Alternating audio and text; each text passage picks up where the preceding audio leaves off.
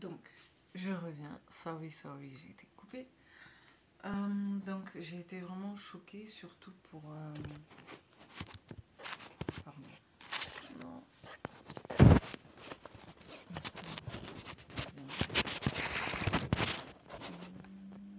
C'est chaud. Je fais avec le moyen du bord. Donc, j'ai été choquée surtout pour Delphine Westpizer, parce qu'elle n'a pas d'enfant. Et on va pas se mentir quand même, c'est une très belle femme. Elle a l'air très intelligente et tout. Moi, j'aurais les boules quand même. Et c'est ce que je vais pas vous mentir, c'est ce que je me suis dit là depuis un moment. Non, en fait, c'est mort, genre, hors de question que moi, en fait, et même au niveau de Dieu, hein, on va devoir rendre des comptes, même sur notre corps. Et je me sentirais vraiment bête d'arriver et de dire... Enfin, en tout cas, je trouve ça tellement triste d'être stérilisé à cause d'un vaccin, soi-disant, qui est censé te protéger d'un virus. Et il n'y a pas que ça, il y a d'autres effets secondaires aussi. Il y a des cas de cécité, il y a des cas de myocardite, il y a des cas d'handicap aussi, des gens qui perdent l'usage de jambes ou de quelque chose comme ça. Il y a des problèmes de chute de cheveux, j'ai déjà vu ça aussi. Il y a quoi d'autre qui est surtout tout ce qui est lié au poumon aussi, au cœur, partout tu vois des trucs liés au cœur aussi. Cycle menstruel pour les femmes, cécité pour les personnes âgées, donc tout ce qui a un rapport avec la vue. C'est une hécatombe, enfin je vous jure, même sur Facebook et tout, il y avait des groupes effets indésirables, bon là je crois ils ont arrêté, mais il y en a toujours, hein, même sur Instagram, TikTok, tout ce que vous voulez. Donc je suis vraiment triste pour les personnes qui l'ont fait. Bizarrement, moi j'avoue, je dois vous avouer que dans ma famille, il y a pas mal de personnes qui ont cédé, qui l'ont fait, et pourtant au début qui ne voulaient pas le faire et qui l'ont fait. Pour l'instant, alhamdoulilah, elles n'ont pas d'effet secondaire. Moi et ma soeur, on fait partie des rares personnes qui ne l'ont pas fait pour l'instant. Et toutes les autres personnes, elles l'ont fait. Et même genre, enfin je sais pas. J'ai même entendu qu'il y avait des femmes âgées qui revoyaient leurs règles. Et à un moment, tellement même, je voulais demander à maman si par hasard elle n'avait pas revu ses règles, tu vois. Bon, bref, désolée. Mais bon, bref, en gros, ma mère, elle a une soixantaine d'années. Et depuis la cinquantaine, depuis une dizaine d'années, elle n'a plus ses règles. Et elle a beaucoup souffert quand même niveau fertilité parce qu'elle a eu mes deux frères. Après, pendant une dizaine d'années, elle a fait que des fausses couches. Et après, elle nous a eu nous deux. Et après, elle a refait encore deux autres fausses couches. Donc, je peux vous dire quand même que la fécondité chez la femme, c'est quelque chose quand même. C'est pas marrant. Parfois, même les règles en soi, juste une petite parenthèse, c'est vraiment désagréable. Ça fait mal. Surtout les 3 premiers jours, ça fait mal. Enfin, attendez, ça fait mal au ventre. Tu te sens ballonné. Parfois, ça brûle au niveau du vagin. C'est une sensation désagréable. Personnellement, je déteste l'odeur. Vraiment, je vais pas mentir, je déteste cette odeur. Je sais pas si on a toute la même odeur, mais ça pue, ça schlingue. Ça schlingue. On va pas se mentir, ça schlingue. Ce soit même le sang de manière générale, ça schlingue. Même dans la décomposition d'un corps, j'ai déjà senti malheureusement un corps décomposé par accident dans mon ancien quartier et quand j'étais petite, et c'est vrai que ça sent mauvais. Le sang pourri, ça sent mauvais. Il y a quoi d'autre aussi Ouais, on n'est pas vraiment libre de faire ce qu'on veut. On doit aller aux toilettes toutes les 2 heures à peu près. Moi avant je courais. Parfois je faisais sport pendant les règles. Là tu me demandes de courir surtout le deuxième jour des règles, c'est mort en fait. Non, j'arrive pas.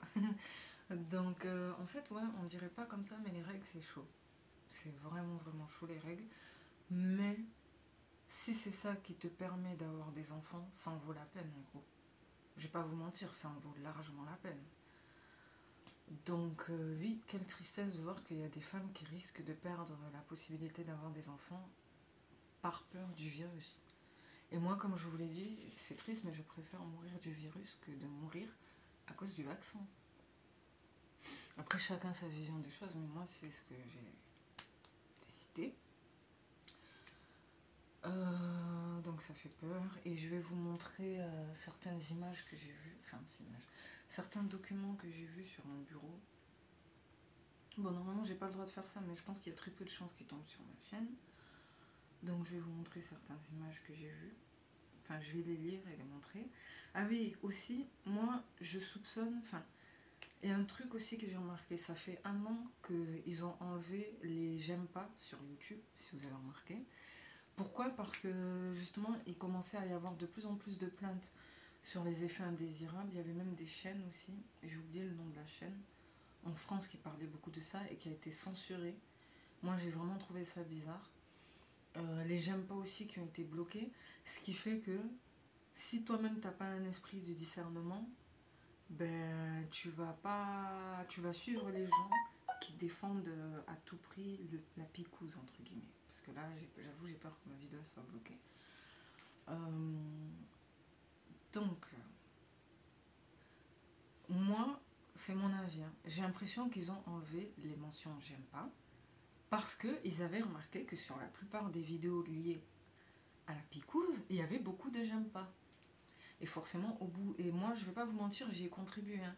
Toute vidéo qui était pro picouse, je mettais j'aime pas. Je boycottais, je mettais j'aime pas, je mettais j'aime pas. Ils ont remarqué et ils ont enlevé les j'aime pas. Pour que la plupart des gens ne regardent pas et se fient juste aux propos qui sont dits dans les vidéos. Et là maintenant, j'en viens à autre chose aussi. Moi, ça peut paraître fou, hein, mais pour ceux qui ont un minimum de jugeote, je vous le dis, je pense que ce soit au travail, dans la vie de tous les jours, à la télé, je pense, moi c'est mon avis personnel, je pense sincèrement qu'il y a des gens qui sont soit payés, soit par peur de perdre leur travail, qui sont pro-vax et qui, comment dire, qui minimisent les effets secondaires, voire même qui couvrent les effets secondaires. Moi c'est ma théorie, parce que je me dis au bout d'un moment c'est abusé. Bon, dans la vie de tous les jours, je ne sais pas, mais en tout cas, même au travail, je vous dis, il y a des gens, on dirait que on leur a dit, c'est soit tu perds ton travail, ou soit tu le gardes et tu te tais. Je vous jure, j'ai l'impression qu'il y a des gens qui sont obligés de faire ça. Et des gens de haut poste, genre médecin, nanana. Et c'est logique, parce que la plupart, ils sont bien payés. Je vous jure, c'est triste, mais je pense qu'il y a des personnes qui savent, mais qui ont accepté de ne rien dire. À la télé aussi. Parmi certaines célébrités aussi, j'ai vu Maria Carey, Madhuri Dixit, pourtant c'est des célébrités que j'aime bien, on va dire. Ouais, elle faisait la promotion du vaccin. Et il y a même des hommes aussi. Tyler Perry, quelle déception, j'aime beaucoup Tyler Perry, et même lui, il a fait la promotion du vaccin, genre faites-vous truquer, nanana, pour protéger tout le monde. Mais c'est des célébrités, elles peuvent mettre de l'eau dedans. Vous voyez? C'est bizarre. Et en plus, ils sont tellement riches que eux, ils ne seront pas forcément obligés de tout le temps truquer, vous voyez? Après, il y en a qui le font, mais il y en a qui le font pas aussi. Par exemple, Nicki Minaj, elle est très maligne. Elle est contre. Elle ne l'a pas fait. Et elle a même avoué via un Instagram live qu'elle est inquiète pour ses proches qui sont obligés de le faire pour garder leur boulot, quoi.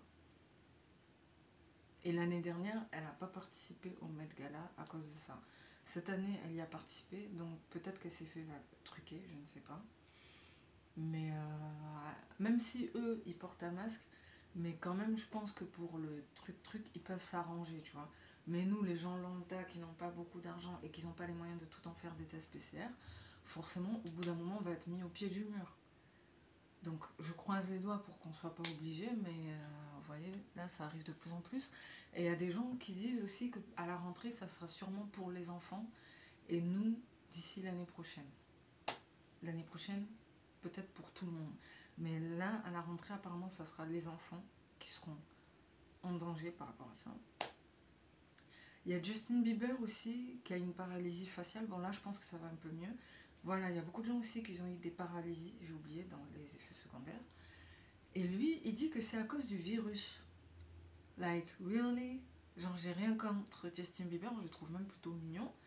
Mais sérieux, genre... Même moi, je l'ai eu, je suis désolée, non. T'as des problèmes de fièvre, de toux. Ouais, moi, j'ai beaucoup toussé, de fièvre, perte d'odorat, de goût pendant un moment. Aussi, tu as besoin d'être entouré de chaleur aussi. Vertige aussi. Moi, pendant un long moment, j'ai eu des vertiges, même quand j'avais plus le truc, j'avais des vertiges. Mais paralysie faciale à cause du vaccin, quand même, c'est un peu tiré par les cheveux. Non. Dis seulement que c'est à cause du. Non, à cause du virus. Non, dis seulement que c'est à cause du tic-tic. Parce que lui et sa compagne, apparemment, ils viennent de le faire. Et en plus, ça c'est le karma parce que lui-même, il avait demandé à ses fans de le faire pour venir le voir en concert. Donc c'est triste aussi, mais il y a beaucoup de célébrités qui sont en train de sacrifier leurs fans et qui sont en train de leur dire de faites-vous truquer pour venir me voir. Vous voyez? Des gens qu'on aime, nanana. Bon, c'est triste, mais c'est comme ça. Autre chose aussi, là je pense que c'est un des avant-derniers points, les piqûres, les soi-disant piqûres mystérieuses. Surtout dans les boîtes de nuit, dans les spectacles en plein air et tout. Et c'est pour ça que moi j'ai plus trop envie d'y participer. Apparemment, il y a des gens qui piquent certaines personnes de force. Il y en a qui disent que c'est de la drogue, des somnifères, nanana. Ouais, mais c'est bizarre quand même. Même, on fait ça même à certains jeunes hommes. C'est bizarre. Donc, est-ce qu'ils veulent pas carrément faire une truc de force par surprise dehors? Waouh. Si c'est ça, là, on va loin. Là, franchement, si c'est ça, la guerre, elle est déclarée. Franchement, je vous l'ai dit, genre, quand vous allez dans des endroits en plein air, parce que là, elle a fait de la musique, il va y avoir le 14 juillet, franchement, faites gaffe, hein. Faites gaffe. Ne restez pas à côté de la foule, parce qu'il y a des personnes qui peuvent vous truquer par surprise. Et si quelques jours plus tard, vous avez des effets indésirables, ça veut dire que là, on est dans une guerre froide et que c'est juste une question de temps avant qu'on nous impose tout ça. Malheureusement. Pardon. Qu'est-ce que je voulais dire d'autre aussi? Donc là, oui, sur le plateau de l'émission de TPMP, là, ben, moi, ce qui me choque aussi, c'est qu'il y a un médecin qui parle à Héloïse Soave et il sourit en fait. Genre, il rigole. On dirait qu'il se fout de sa gueule. Elle parle de ses problèmes et il est comme ça. Genre, tu confies des problèmes sérieux à quelqu'un et la personne est comme ça. Genre, limite, elle a envie de se foutre de ta gueule. Le gars, pendant qu'elle était en train de déprimer et de raconter les effets indésirables qu'elle a eus, il faisait ça. Non, mais franchement, c'est bizarre. Je sais pas, hein, mais c'est une femme de ton peuple, c'est une femme de ton pays qui risque de devenir stérile. Heureusement, elle a eu une fille, mais elle risque de devenir stérile et ça te donne envie de rigoler. Bon, bref, moi, franchement, je comprends pas. Je comprends pas. Pour moi, pour faire des choses comme ça, c'est que t'es corrompu, t'as été payé, on t'a proposé un truc en échange. Ils minimisent ça, et tatati, et tatata. Bon, bref. Donc, je vais vous montrer les images là. Et après, je vais parler de trois choses que j'ai entendues dans une autre chaîne. Voilà. Donc, c'est, oui, hôpitaux de Toulouse. Donc, je travaille dans une faculté qui est en partenariat avec l'hôpital de Toulouse Purpan. Et là, ils font une étude sur les femmes enceintes picousées contre le Covid-19. Et donc, ils essayent d'évaluer les risques, les avantages et tout. Et on sait très bien que les seules personnes qui ont un avantage par rapport à ça et qui sont vraiment protégées, ce sont les personnes âgées. Toutes les autres, on n'a pas forcément besoin de le faire. Après, je ne vais pas vous mentir, les personnes diabétiques et obèses aussi, elles, si elles attrapent le Covid, elles sont plus en danger, oui. Mais de là, elles ne sont pas obligées non plus de se faire truquer, elles peuvent le soigner. Donc là, il y a une sorte de tableau, voilà. Donc ça, c'est le dossier que j'ai vu sur le bureau. Oui, je sais, je suis trop curieuse et j'ai vu ça. J'espère que je ne vais pas être bloquée. Il y a un tableau comme ça. Je vous le mettrai en photo après, parce que là, on ne le voit pas bien. Donc, attendez, il y a une dizaine de cas de femmes qui se sont fait picouser en début 2021. Et donc, au début de leur grossesse, et vers la fin de leur grossesse, ou quelques semaines après, elles se sont tous fait picouser par Pfizer ou AstraZeneca. Et quelques semaines après, qu'est-ce qu'elles ont eu? Franchement, je ne vais pas tout lire. Je vais vous lire 5 cas, 5 ou 6 cas. Accrochez-vous, c'est chaud. Ça m'a vraiment fait de la peine. Fausse couche, 3 semaines après, comme ça. Une autre fausse couche. Contraction utérine. Accouchement prématuré. Et séquelles pour le nouveau-né. Malformation de type mégaciterne du cervelet. Je sais même pas vraiment qu'est-ce que c'est à la fin, mais en gros une malformation du bébé, quoi. Et je dois vous avouer que le cas qui m'a fait le plus de peine, moi j'aimerais trop avoir des jumelles par exemple, et ce qui m'a fait de la peine c'est, attendez, fausse couche d'un des 2 jumeaux. Donc une femme qui attendait des jumeaux, elle a perdu un des 2 jumeaux. Il n'y a pas le nom de ces femmes.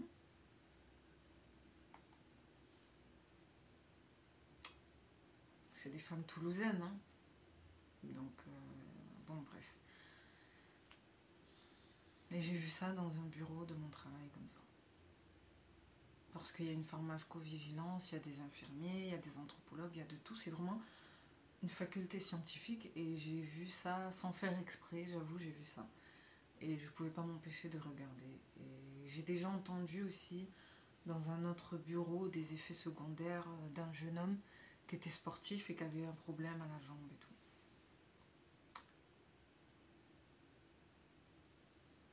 Donc, franchement, je ne sais pas quoi dire de plus. J'espère que je ne vais pas être bloquée, parce que j'ai dit beaucoup de fois le mot. Je vais essayer de vous mettre l'image à la fin, c'est choquant. C'est vraiment choquant. Donc, là maintenant, je voulais revenir sur des propos que j'ai vus sur internet qui m'ont pas trop plu, pardon. Donc, j'ai vu qu'il y a des nouvelles personnes un peu sur YouTube là. J'avoue, je pouvais pas m'empêcher de regarder certains lives. Et j'ai vu que Serge Anango ces temps-ci tape beaucoup sur Yannick Let. Et les nouvelles personnes aussi. Bon, je connais un peu certaines personnes. Je connais Yvon, je connais un peu Provençaux, je connais Johnny aussi, je crois ça. Aliénation Super. Franchement, Damien, tout ça, je les connais. À force d'écouter les lives, je les connais. J'ai remarqué qu'ils vont un peu partout. En fait, on commence à tous se connaître à peu près. Entre les gens qui sont panafricains, qui sont pro-black, qui sont nationaux, qui sont faf. On commence à tous se connaître. On a des points communs, on a des points divergents. Il y en a qui sont plus extrêmes que d'autres. Mais en tout cas, c'est intéressant parce qu'il y a beaucoup d'idées, d'arguments par-ci par-là. Moi, j'aime bien écouter un peu de tout. Et bon, il y a une nouvelle personne qui s'appelle Hamid. Voilà. Un homme qui s'appelle Hamid, je crois que c'est un Marocain. Bon. J'ai écouté un peu son parcours, d'où il vient et tout. Donc en fait, lui, il est un peu comme les Aigles de Maison, mais en version maghrébin en fait. Sachant que quand même, il tape un peu moins sur les maghrébins. Quand même, je trouve qu'il tape un peu moins sur les maghrébins. Et c'est tout à son honneur, hein, parce que lui, il a un peu plus de fierté. Hein. Nous, c'est la cata. Et bon, il est libre de dire ce qu'il veut. En plus, apparemment, il était avec une femme noire, il a une fille, nanana. Je suis désolée qu'elle t'empêche de voir ta fille, c'est triste. Je sais pas de quelle origine elle est. J'ai même vu ça aussi pour... c'est bizarre, hein, même pour Radio Principe, Zied, il était avec une Guyanaise et une autre femme africaine aussi. 2 mariages différents. Et il a eu des enfants avec elle. Et il peut pas vraiment voir ses enfants. Bref, franchement, je sais pas pourquoi il y a des femmes noires qui font ça, mais elles sont reloues. Franchement, elles sont reloues. Surtout Zied, tu les avais mariées, respect. Et c'est vraiment dégueulasse ce qu'elles font. Vraiment, j'ai honte pour les femmes noires qui se comportent comme ça. Parce que là, c'est plus une histoire d'homme noir ou quoi. C'est vrai qu'il y a des femmes noires qui sont vraiment... voilà. elles ont un caractère bien spécial. Bon, heureusement, on n'est pas toutes comme ça, mais voilà. On n'est pas toutes comme ça. À un tel point que quand il y a des gens qui voient des filles noires comme nous posées, ils sont choqués. Bon, bref, c'est triste, mais c'est comme ça. Donc, il y a juste un truc sur lequel je suis pas d'accord avec Hamid, c'est que bon, il dit souvent que ouais, l'homme noir est médiocre, nanana, mais l'homme maghrébin aussi est médiocre, mais alors là, l'homme noir c'est pire, et la femme noire, n'en parlons pas. Je suis pas d'accord, parce que même si on a quelques problèmes de comportement, peut-être des fois il y en a qui sont superficiels, il y en a qui parlent fort, il y en a qui aiment trop s'imposer, nanana. Ok, mais non, je suis désolée, on n'est pas, en tout cas, on est moins aliénés si vous regardez bien. J'ai juste envie de dire qu'on est moins aliénés que certains hommes noirs. Oui. Parce que nous, on va réfléchir à 2 fois avant de se mettre avec des hommes d'autre origine. Même s'il y en a qui vont le faire un peu comme ça, on réfléchit plus. On tend même plus à couvrir les hommes noirs et à rester fidèle avec les hommes noirs, même quand les hommes noirs nous font la hagra, nous font la misère. Donc non, en fait, c'est dur de dire des choses comme ça. Quand on est riche ou quand on s'en sort bien, parfois on fait de l'hypogamie, on se met avec des hommes noirs qui sont moins élevés que nous, on est moins exigeante, enfin pour certaines, parce qu'il y en a qui sont exigeantes. Non. Il y a même des femmes noires, Wangari Maathai, Winnie Mandela, qui ont été plus brillantes que certains hommes noirs, qui ont même plus défendu l'Afrique que certains hommes noirs. Il y a beaucoup de gens aussi même qui disent que si l'Afrique se relève, ça sera grâce à des femmes noires, parce que la plupart des hommes noirs sont trop corrompus. Ils préfèrent tout buzzy et ils préfèrent aller voir ailleurs avec d'autres femmes. Donc voilà, je termine. En tout cas, bon courage pour toutes les personnes qui vont jeûner pour les 10 jours de Dhul Hijjah. Et merci d'avoir pris le temps de m'écouter. J'ai fait une tentative de frange aussi, hein. Voilà. Fait avec les moyens du bord. Voilà, merci d'avoir pris le temps de m'écouter. Prenez soin de vous, que Dieu vous guide. À bientôt. Ciao.